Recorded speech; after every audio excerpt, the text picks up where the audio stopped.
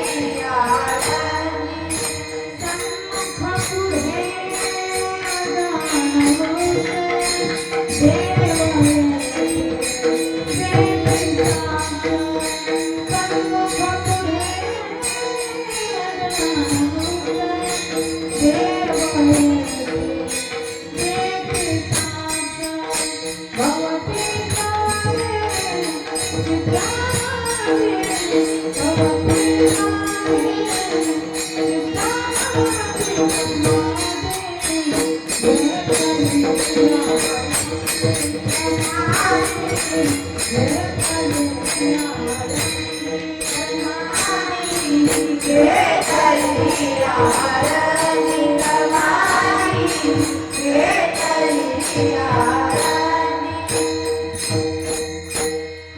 तिथून ते पंढरपूरला गेले. पंढरपूरला गेल्यानंतर तिथे काही उत्तरवाटेवर बसलेले ब्राह्मण लोक म्हणाले की तुमचा मंत्र बदलला की काही? आधी तुम्ही विठ्ठल विठ्ठल म्हणत होता, तर आता ज्ञानदेव ज्ञानदेव म्हणतात. तेच ज्ञानेश्वर महाराज प्रथम त्यांना सांगतात.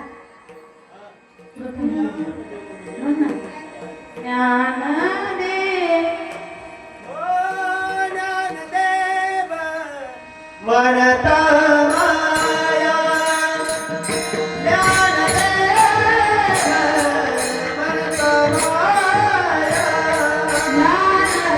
म्हणता माया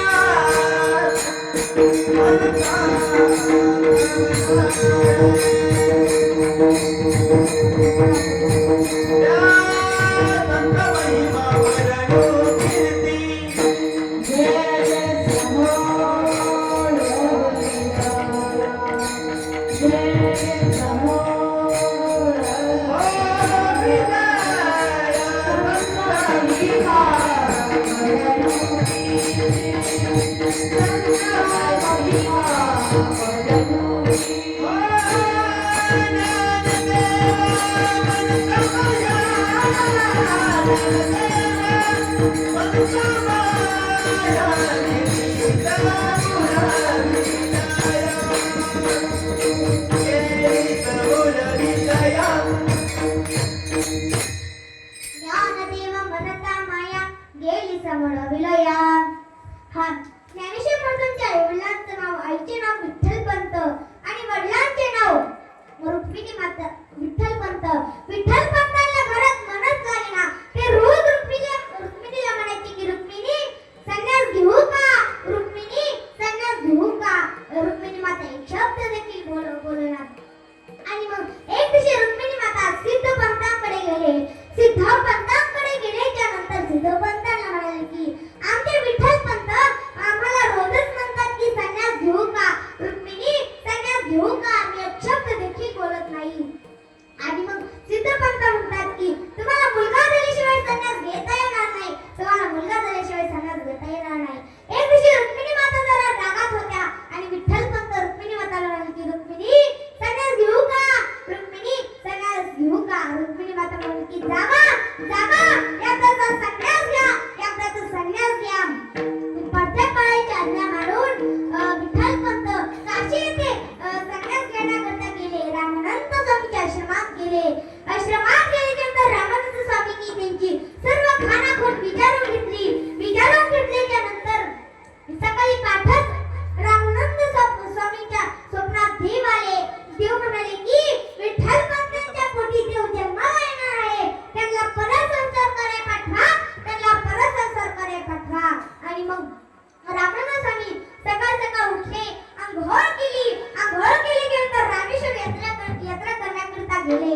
जाता जाता ते अलंकापुरी आळंदी येथे गेले. आळंदी येथे गेल्यानंतर एका पिंपळाच्या झाडाखाली बसले.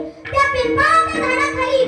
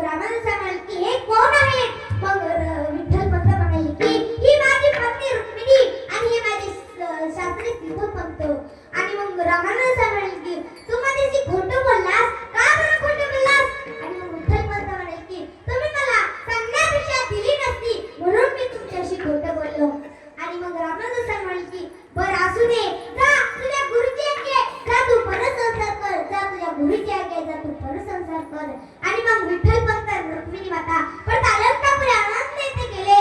आनंद येथे गेल्याच्या नंतर तिथले काही ब्राह्मण लोक त्यांना राहू देणार म्हणून ते इंद्रायणीच्या अस्तित्व बेटावर राहू लागले. त्याला मुलगा झाला.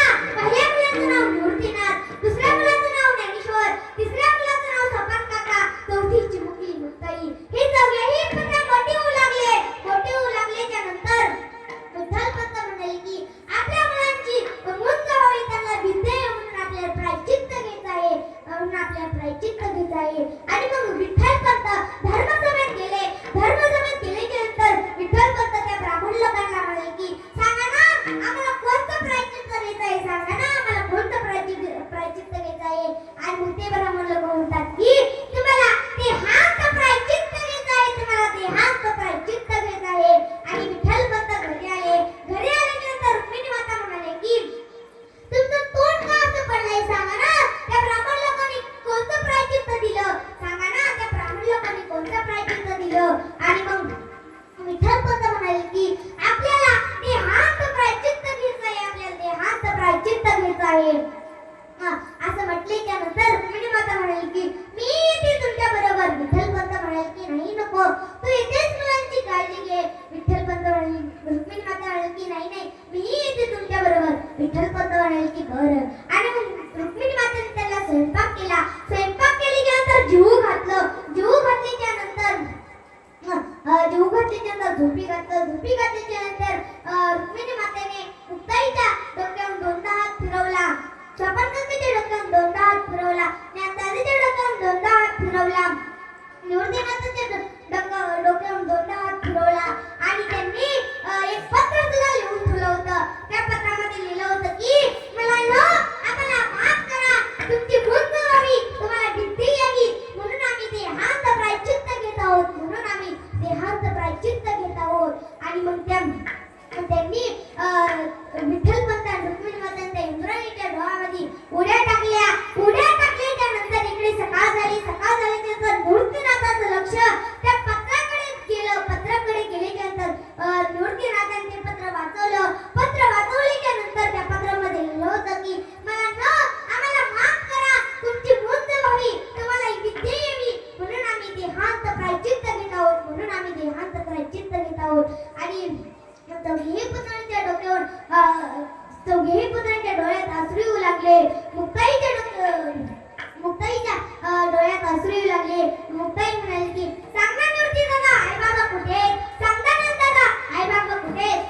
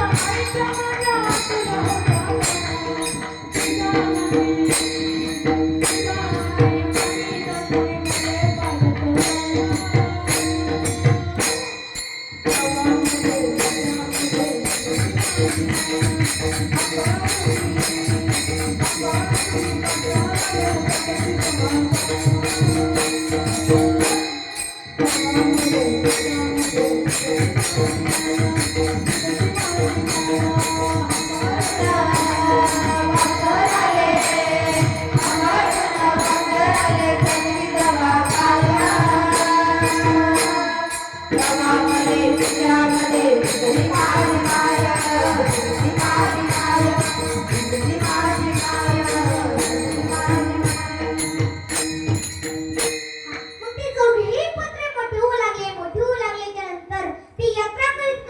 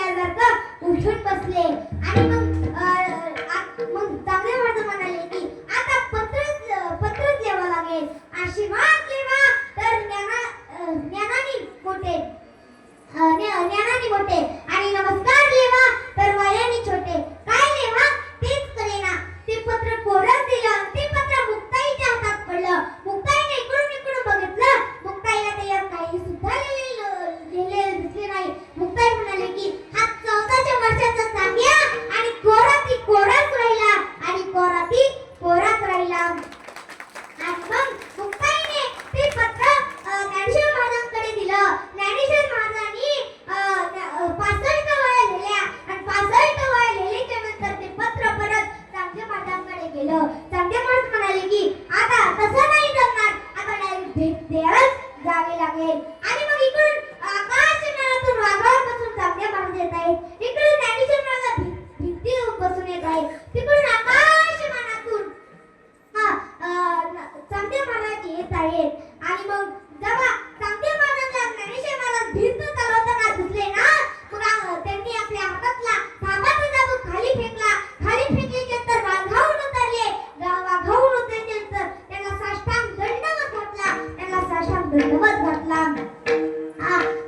तेच ज्ञानेश्वर महाराज, तेच नारायण महाराज दुसरे त्यांना सांगतात, संत महिमा वरणू कीर्ती, संत महिमा वरणू कीर्ती, संत महिमा वरणू कीर्ती, संत महिमा वरणू कीर्ती, संत महिमा वरणू कीर्ती, संत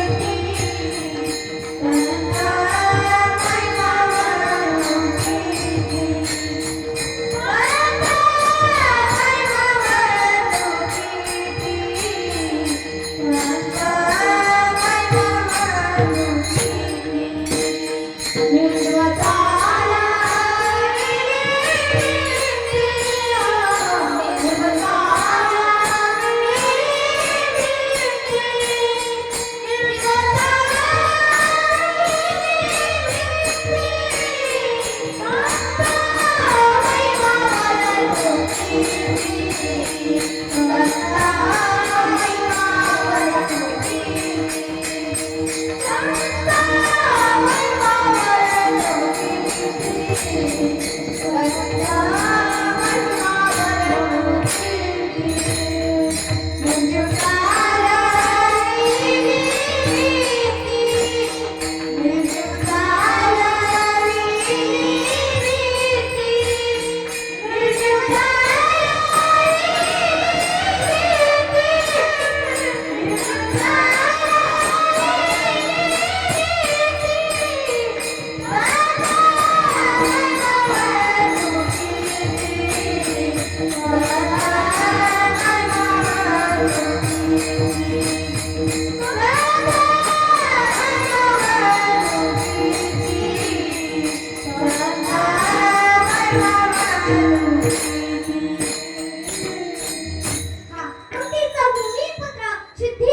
शुद्धीपत्र आणण्याकरिता पैठण येथे गेले. पैठण येथे गेल्याच्या नंतर तिथले काही कुत्तरवाड्यावर बसलेले ब्राह्मण लोक म्हणाले की तुम्ही कुणाचे आहात? मग ज्ञानेश्वर महाराज म्हणाले की आम्ही विठ्ठल पंतांचे आहोत. आणि मग ते ब्राह्मण लोक म्हणाले की तुमचं नाव काय? ज्ञानेश्वर महाराज म्हणाले की माझं नाव ज्ञानेश्वर, हा निवृत्तीनाथ, स्वपन काका, चिमुकली मुक्ताई, हे चौघेही पुत्रांची नावं सांगितल्याच्या नंतर ते ब्राह्मण लोक म्हणाले की तुम्ही ते कशाकरता आला आहात? आणि मग ज्ञानेश्वर महाराज म्हणाले की आम्हाला शुद्धीपत्र पाहिजे म्हणून आम्ही ते आलो. मग ते ब्राह्मण लोक म्हणाले की तुला त्या रेड्याच्या मुखातून वेद बोलवता येतो ना? ज्ञानेश्वर महाराज म्हणाले की हो, मला त्या रेड्याच्या मुखातून वेद बोलवता येतो. मग तिथून एक पखालवाला दादा चालला होता आणि मग त्या ब्राह्मण लोकांनी त्या पखालवाला दादाला आवाज दिला. मग तो पखालवाला दादा इकडे आला. आल्याच्या नंतर ते ब्राह्मण लोक म्हणाले की काय नाव आहे रेड्याचं? आणि मग तो पखालवाला दादा म्हणाले की रेड्याचं नाव आहे ज्ञान्या. आणि मग ते ब्राह्मण लोक म्हणाले की हे नेण्यात आणि त्या नेण्यात काही सुद्धा बदल नाही. आणि मग ते ब्राह्मण लोक म्हणाले की बोला बरं त्या रेड्याच्या मुखातून वेद. आणि मग ज्ञानेश्वर महाराजांनी त्या रेड्याच्या डोक्यावर हात ठेवला आणि जसं ज्ञानेश्वर महाराज म्हणाले ना तसं तो रेडा सुद्धा म्हणाला. ज्ञानेश्वर महाराज ऋग्वेद बोलवला. ज्ञानदेवा माने बोलू दे ऋग्वेद, ज्ञानदेवा माने बोलू दे ऋग्वेद, ज्ञानदेवा माने बोलू दे ऋग्वेद, ज्ञानदेवा माने बोलू दे ऋग्वेद, ज्ञानदेवा